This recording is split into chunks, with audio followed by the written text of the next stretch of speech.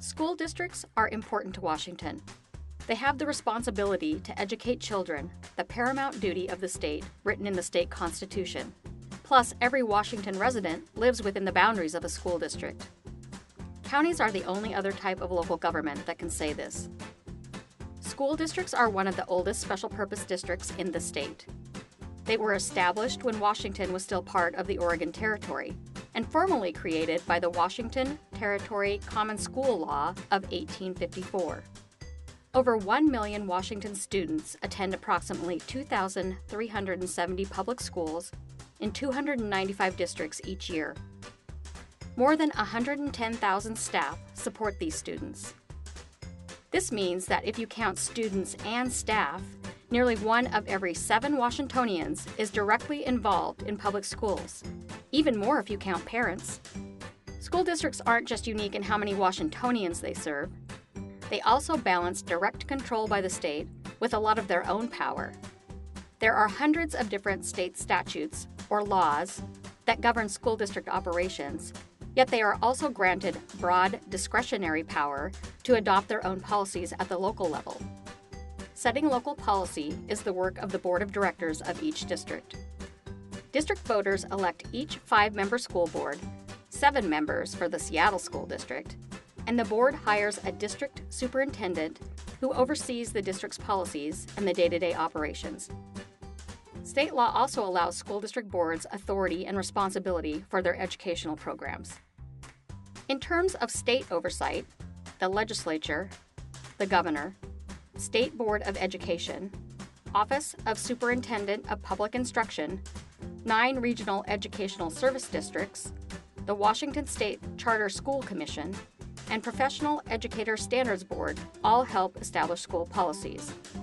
The Federal Department of Education also establishes rules that affect local schools.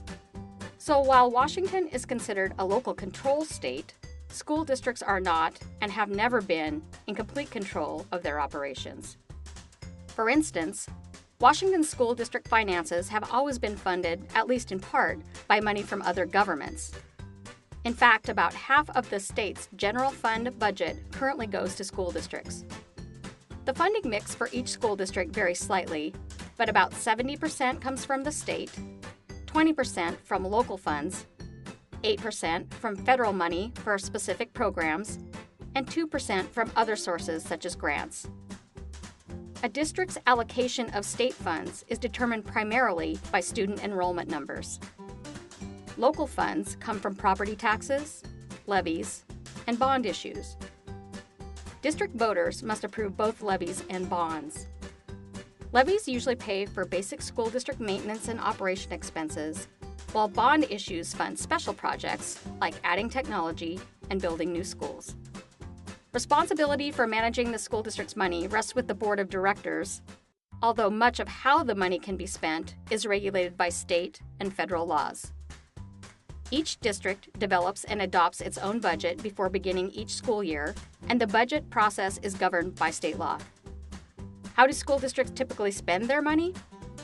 About 59% is spent on teaching, for salaries and supplies, 12% for teaching support, which includes counseling and library services, 9% is spent on other support activities, including utilities, ground care, maintenance, insurance, and technology, 7% is spent on central district administration, 6% for building administration, 4% on student transportation, and less than 1% on food services.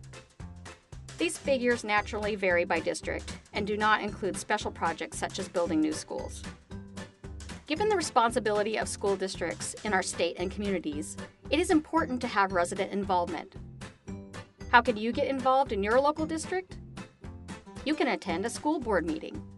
Agendas are made public at least 24 hours in advance, and there is often an opportunity for public comment during the meeting. Topics like real estate transactions, personnel matters, pending lawsuits, and contract negotiations are discussed in executive session and not open to the public. If you can't attend in person, meeting minutes must be made available to the public. Check your district's website or call the district's central office for meeting times, locations, agendas, and minutes. You can also write or phone the school board director that represents your district and let them know what's on your mind. Most districts have opportunities to participate in citizen advisory committees.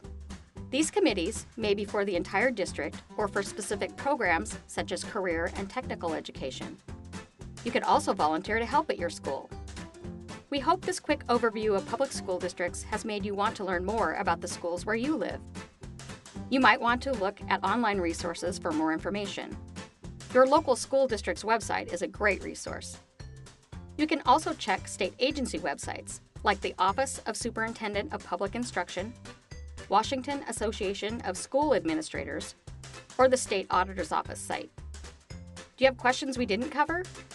We would love to hear them and share additional resources with you. Drop us a line at center@sao.wa.gov. We can't wait to hear from you.